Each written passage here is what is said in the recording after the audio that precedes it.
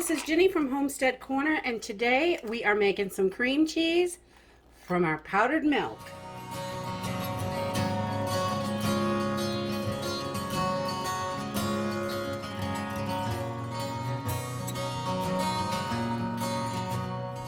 So to make this cream cheese, we are only going to need 3 ingredients.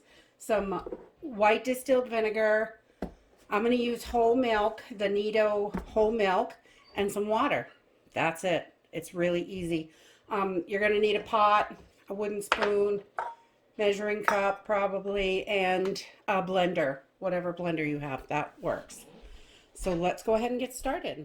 Okay, so this really is quite easy. Anybody can do this. I know it's not hard at all. So I'm going to add 3 cups of just filtered water, nice clean water in there. And then I'm going to add 2 cups of our milk powder. And we're making milk mixture is all we're doing right at this moment. And then once we get our 2 cups in there, we are just going to stir this. We want to stir it until there's no more lumps. And I'm going to put this on a medium heat. You don't want it too hot. You just want to bring it up to a simmer. So we're going to put this on a medium heat and just bring this up to a simmer. And I'm going to keep stirring until there are no more lumps in here. And you could see there were a few, and this takes a few minutes, but not too bad. You don't want to do this on high or anything because you don't want to scorch your milk, because then your cheese will taste funny. And we don't want that. I want it to be creamy and delicious. So I'm going to keep stirring, and when I get this up to a simmer, I'm going to bring you back. Okay, so just as we start to see these bubbles come up and pop, I'm not sure that you can see them in there, but this is just starting to pop, and we're just getting that simmer going. And we do not want to overcook this or scorch it, so we want to stay right on it. And right now, I have got about 4 tablespoons of distilled white vinegar. And I'm going to take this and I'm going to put about a tablespoon in just to get this started. I've still got the heat on, and I put just about a tablespoon in there, and you'll see it's just going to start to kernel and get that curd in there to give it a nice stir. And then I'm going to add a little bit more, maybe another tablespoon or so. And you can see the consistency is starting to change here. It's just starting, we're getting those curds, and that is what we want. Just going to keep going nice and slow. And I'm going to pour in the rest of my vinegar. And we're going to give this a really good stir. Now it's getting nice and chunky.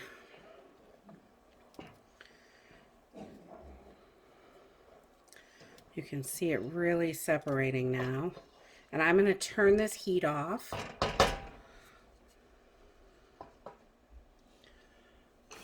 And I'm going to add a cover. And I'm going to let this sit for, I'm going to pull it off the burner. And so it's right off the heat completely. And we're going to let this sit for about 5 minutes so everything can separate really well. Okay, so I just have a bowl with a little strainer in it. One that just sits on top, and then I have a piece of cloth, and you can use an old,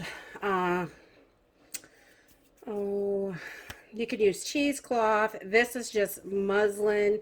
You can use a flour sack towel, whatever it is that you have. You just want to collect all the curd in the cloth so you can separate the whey from the curd. And we are just going to pour this right in here.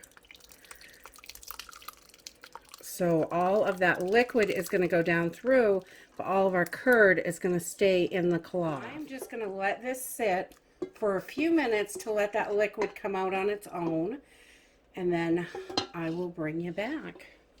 Okay, so after a couple minutes, I just come in and kind of lift my towel up on the sides or whatever cloth I'm using, just to kind of move that curd around and let that liquid drain out, because it kind of clogs up the material, just like anything you'd be straining. But I just do that, and then I'm going to let it sit a little bit more. We want to get this down to a temperature where we can handle it without burning our hands, because we're going to wring this out. So I'm just going to cover this over with the cloth to keep it nice and clean, and then let this sit for probably another 5 more minutes. Okay, so this has been sitting about 10 minutes and it's still pretty hot, but you can touch it. You're not going to burn your hands while squeezing it. And you can see a lot of the curd, a lot of the liquid has come out of here. And so I'm going to take this and I'm just going to gather it up, and I'm going to squeeze this and get the rest of that liquid out of there. You can see it just comes right out. It's still pretty hot, so you want to be careful. You just want to let it cool enough so you can get your hands on it without burning yourself. And we're just going to squeeze this until we get all that liquid out. And it's still definitely hot. So I like to use muslin because it really holds that curd in good, and it allows all the whey to come out.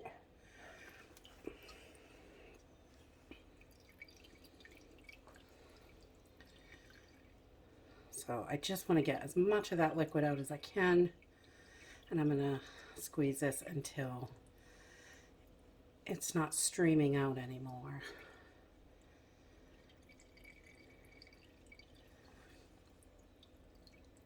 This is a great way to use your powdered milk, and there are so many things you can do with this. This is just one of the ways. I have a video of 4 other ways to use it that I will put a link to up in the top of this video, so you can check that out.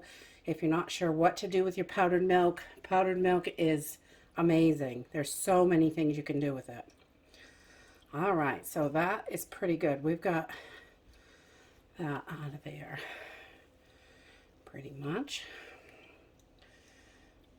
All right, so we're going to get this into our blender now. I'm just going to move this over, and I'm just going to use this little Ninja. This works perfectly. It's a small batch, so it'll fit right in there, and it'll be easier to get out with a smaller blender. So your curd is going to look like this. It kind of sticks to the towel, and we've got all that liquid out, and now it's like forming into the cheese. So we're just going to put this right into our blender, put it right down in there. Can crumble it a little bit, and I just wipe it right off the towel in there. It's a little messy, but you know me, I am messy. All right. So, and you definitely want to make sure your hands are super clean for this, because, you know, as always, you're dealing with food. All this liquid, this is whey. Do not throw this away. This is so good to cook with. There are millions of recipes and tons of stuff you can do with this. I always save this, I let it cool down a little bit more, and then put it in the refrigerator in a mason jar, and then use it for all kinds of stuff. All right, so now you don't have to use salt. I like a little bit.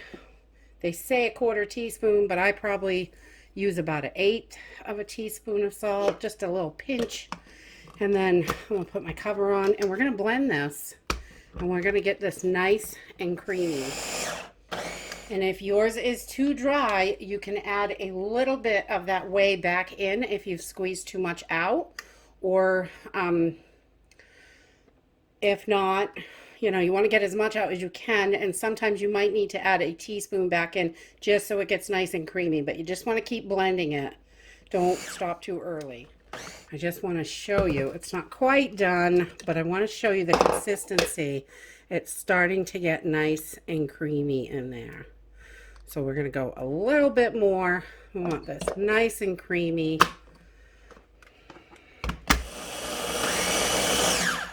I like to see when it's kind of dragging on the sides like that, it's really getting creamy. And then we should be done. You can see that is super creamy in there. So we are just going to transfer this to a container that we can get nice and airtight and put this in the fridge. And this is super creamy. It spreads really nicely. We're just going to get it all right in there. And you can add to this. You do not have to have it plain. You can add your chives. You can add rosemary. Whatever you like in it. I guess you could do fruit if you like fruit. Any kind of cream cheese combo that you normally eat, you can definitely do that. This is going to last about a week in the fridge. So I don't make a huge batch at a time because it's not going to last forever. But I make enough that I think we can get through it in a week. And we usually do. The kids love bagels and, you know, all that stuff. It's great on crackers with some tomato. It's good for all kinds of stuff. So this makes a nice full 8-ounce jar. You can see it's nice and full. And we are just going to put a lid on this, put it in the fridge, and it will be nice and cold and ready to use. And that is it. Cream cheese is super easy to do. You can do this with low-fat milk.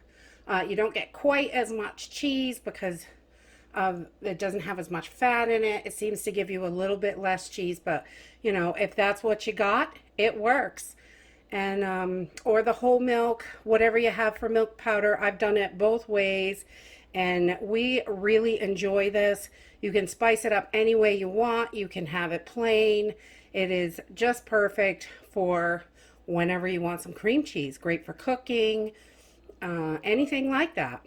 If you like this video, give us a thumbs up. Subscribe. We'll see you in the next video. Bye.